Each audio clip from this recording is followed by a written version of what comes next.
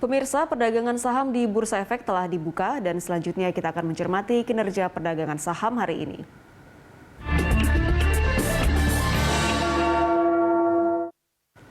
Ya, selanjutnya seperti apa pergerakan saham hari ini? Kita terhubung dengan analis Indo Premier Sekuritas, Mino. Selamat pagi, Mas Mino.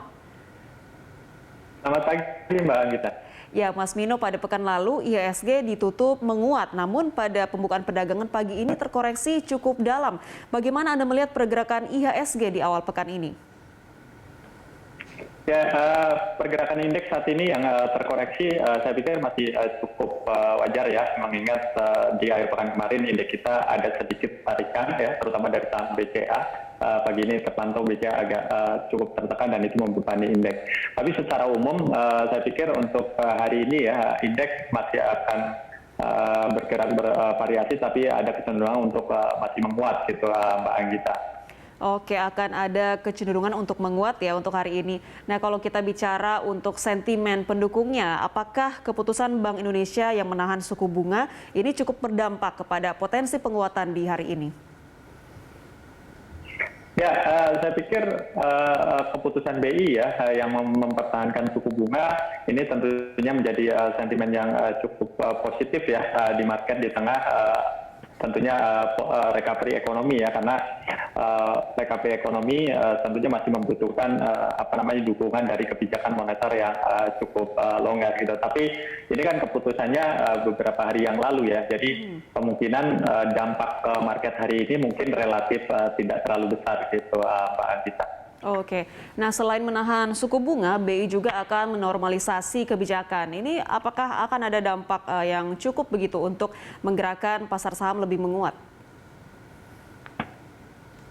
Ya, memang ini keputusan BI ya, kemarin kan lebih memilih untuk menaikkan GWM nanti per Maret ya, itu salah satu instrumen untuk mengurangi likuiditas di market. Tapi itu kelihatannya di market tidak dilihat sebagai sesuatu yang negatif ya, mengingat menurut data BI memang likuiditas sistem perbankan kita itu cukup berlimpah. Jadi dengan dinaikannya GWM ini hanya akan sedikit mengurangi likuiditas, artinya potensi penyaluran kredit itu sebenarnya masih akan berjalan lancar ya, tidak akan terganggu dengan kebijakan tersebut, sehingga secara umum sebenarnya cukup positif gitu, Mbak Anggita. Baik, selain kebijakan moneter dan juga kebijakan lainnya dari Bank Sentral, apalagi Mas yang menjadi sentimen utama dari domestik untuk IHSG di awal pekan ini? Ya, saya pikir seperti minggu lalu ya, market kita terdampak cukup positif dengan rally kenaikan harga komoditas ya, bahkan beberapa komoditas mengalami kenaikan setiap 9%-an ya, itu di minggu lalu. Nah, di pekan ini, di awal pekan, harga beberapa komoditas juga masih menguat, seperti minyak mentah, CPO, kemudian nikel dan timah. Saya pikir itu akan masih menjadi sentimen yang cukup positif untuk market kita di awal pekan ini, Pak Anggita. Oke, kenaikan harga komoditas yang masih menjadi katalis utama. Selanjutnya kalau kita lihat, Mas Mino, perkembangan kasus COVID-19 yang kasus hariannya sudah menembus 2.000, ini apakah tidak akan menjadi sentimen negatif nantinya untuk pergerakan IHSG? Ya, sebenarnya kenaikan kasus kita kan sudah berlangsung beberapa hari ya, dari mulai 700, 800, kemudian 1.600, terakhir tertinggi di 3.000. Tapi kelihatannya market tidak terlalu bereaksi negatif ya. Mungkin ini juga dilihat dari pengalaman negara lain ya, yang terjadi lonjakan kasus Omicron, tapi tidak ada pembatasan ya, artinya tidak ada lockdown. Kemudian angka kematian juga relatif masih cukup rendah. Jadi ini mungkin yang membuat respon market sejauh ini sebenarnya tidak terlalu negatif ya terkait dengan perkembangan Omicron di dalam negeri, Mbak Anggita. Baik, tidak berdampak terhadap pergerakan di pasar ya. Nah, kita bicara soal sentimen eksternal, Mas Mino. The Fed akan mengadakan pertemuan di pekan ini. Prediksi Anda seperti apa? Ya, kemungkinan masih sesuai ekspektasi market ya, karena kan The Fed kemungkinan baru akan menaikkan suku bunga nanti di bulan Maret ya, setelah tapering itu selesai. Jadi yang ditunggu memang nanti ya pidatonya setelah meeting itu seperti apa, apakah akan lebih dipercepat apa enggak, mengingat kan kemarin inflasi di US terakhir 7% ya. Tapi sejauh ini ekspektasi kenaikan suku bunga di US hanya 4 kali. Jadi kalau misalnya ekspektasinya itu tidak bergeser, harusnya sentimen terhadap market tidak akan terlalu negatif. Gitu. Baik, kita beralih ke rekomendasi saham. Mas Mino, saham perbankan ini setelah Bank Indonesia menahan suku bunga, bagaimana pergerakannya?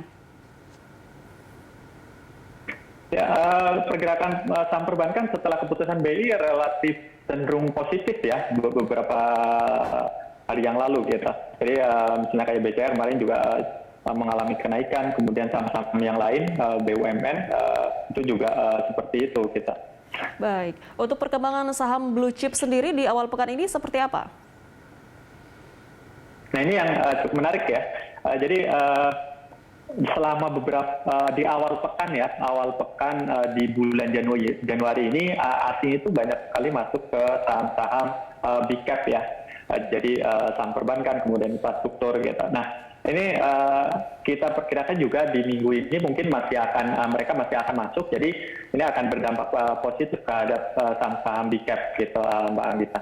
Oke, artinya memang investor sebaiknya mengambil sikap wait and see dulu ya, begitu Mas?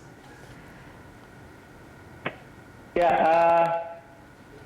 terkait dengan perkembangan Omikron memang bisa dibilang ya kalau misalnya masih cukup ragu, sikap yang mungkin bisa diambil adalah wait and see gitu Mbak Anggita. Nah, walaupun sebenarnya ini kasus Omikron kan memang sudah diprediksi bahwa akan terjadi peak-nya nanti di bulan Februari ya, bulan depan, awal bulan Maret.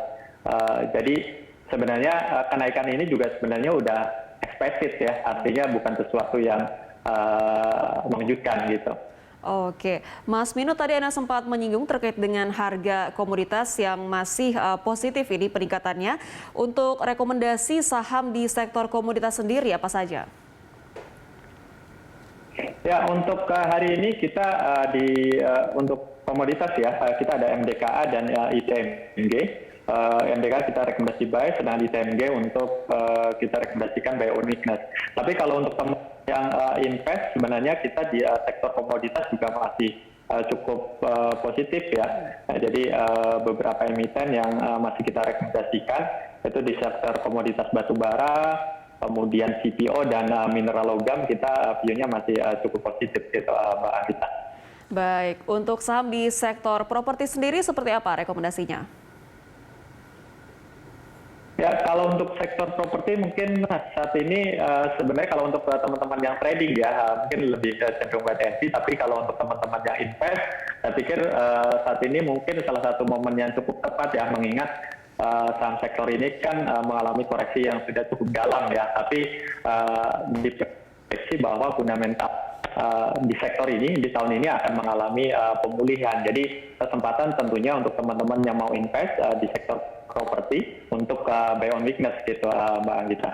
Baik, terakhir Mas Mino, prediksi Anda untuk pergerakan IHSG pekan ini akan bergerak di rentang level berapa? Ya, untuk pekan ini ya, bentar ya. Baik.